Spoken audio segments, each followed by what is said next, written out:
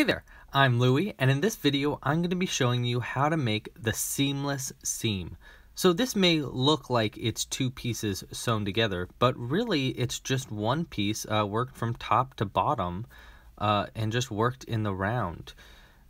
So I wanted to make this, this look for a tiny snowman for this month's Club Crochet pattern, and I wanted to do it so I didn't have to sew two pieces together and make it just easier to make. Now at first I tried just doing decreasing down and then increasing, but that kind of just looked like a peanut. It kind of just, you know, it didn't really have that crimped edge, that very defined end like this one did. And it's pretty simple to do. I don't know what this technique is actually called. I've just been calling it the seamless seam. In fact, if you know what this is called, please let me know in the comments below. But yeah, let's go through how to make the seamless seam. So here I have a piece that I've started. It's a little larger than the other one. What I did was I increased up to 24 stitches in the round. And then I single crocheted for 4 rounds, and then I've just decreased down to 18 stitches around, and I'm using invisible decreases for my decreases here. You can make these seamless seams with any size. I do these ones by increasing up to 18 and then decreasing down to 12, but there's a special way that you have to decrease. So to start, I decrease into the back loop. So I'm going to go in this next round and I'm going to single crochet into the first, and then I'm going to decrease in the next, just like how I normally would, but I'm working only in these back loops. And I'm going to do a sharp decrease. A sharp decrease is a way that I decrease so that it's very sharply pointed in. It's basically a slip stitch two together. So I pull one through the first loop, go into the next, and pull a loop through the two there.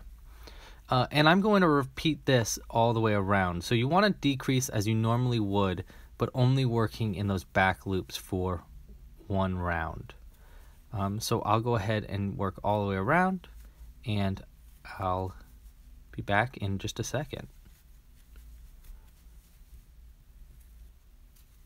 Okay, so I've worked all the way around and decreased down from 18 stitches to 12, working only in those back loops. You can see it makes a little ridge there. So for our next round, we want to increase back up to 18 stitches around, but we want to work in these front loops from the last round and the back, or the front loops from the last round and the back loops from the round before the last round. So we want to work into this and into this simultaneously. But you might notice that there's going to be more of these than there are these because you decrease down. So what you do is, because we want to increase from 12 to 18, we're going to single crochet one in the first and then increase in the next in the last round. But every stitch should have its own front loop on the round before the last round. So this is how we do it. I work my crochet hook into the front loop from the 2 rounds before, and then into the back loop from the previous round. And the first stitch is going to be a single crochet, so we just single crochet in that one. And then we work into the next front loop and the next one, like so. And in this one, we want to make an increase. So we single crochet one right there, but every stitch here should have its own, every front loop from the 2 rounds before should have its own stitch. So we work into the next front loop and back into this loop right here to make that increase. Okay? So this is the previous one that I just worked into, and I'm doing it again to make an increase, but the front loop is different. So there we go.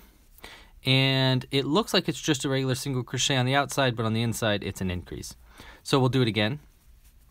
In the next stitch, it's a single crochet, so first we put it into the front loop of the next one, and then there's the other front loop, and we'll do a single crochet there, and then we go into the next one here, and this one we want it to be an increase, so we work our first one there,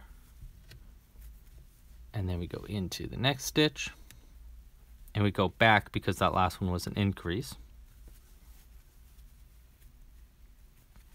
And you're just going to continue this method. So this one's a single crochet. This one's going to be an increase. You just continue this method all the way around. Now, it's important to keep count. Oopsies. See, look, I screwed up. See? Because I did an increase into that front loop twice. And you shouldn't have it like that. There should be one stitch per front loop there. So let's go to the next one and go back like so. Okay, and let me know if this makes any sense in the comments. If you need any more clarification, I'm happy to help. And if you like this video, please let me know by liking down below and subscribing and pushing notifications so that you know when I come out with a new tutorial or pattern. Every week, pretty much, I try to come out with a new fun tutorial or pattern. So there's just going to be a few more here, and this is just this is how to do it. There we go. I'm kind of rambling now. Okay, so this next one was an increase, and I'll show you how to count it back when we get to the end. Just a couple more stitches. And this last one's going to be an increase right here.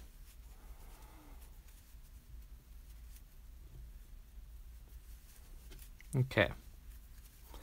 So you can kind of see how it really pulled it in and made it a flat, a sharp turn.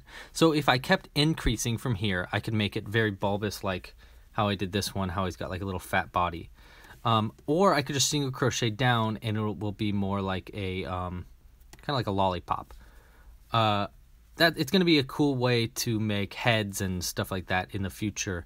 I just kind of started using this, so there's just so much I can do with it, and I'm excited to work with it in the future. Again, if you like this video, please let me know by liking down below and subscribing. And yeah, I'll see you guys around. I'm going to go ahead and finish this really quick. And yeah. So I ended up kind of going a little overboard on the finished project here. He was pink, so I figured, he'd look cute as a little pig. Thanks again for watching. If you like this video, please let me know by liking and subscribing down below. And check out some other videos like how to make finger puppets. And yeah, thanks again for watching. Happy hooking and pasta la pizza.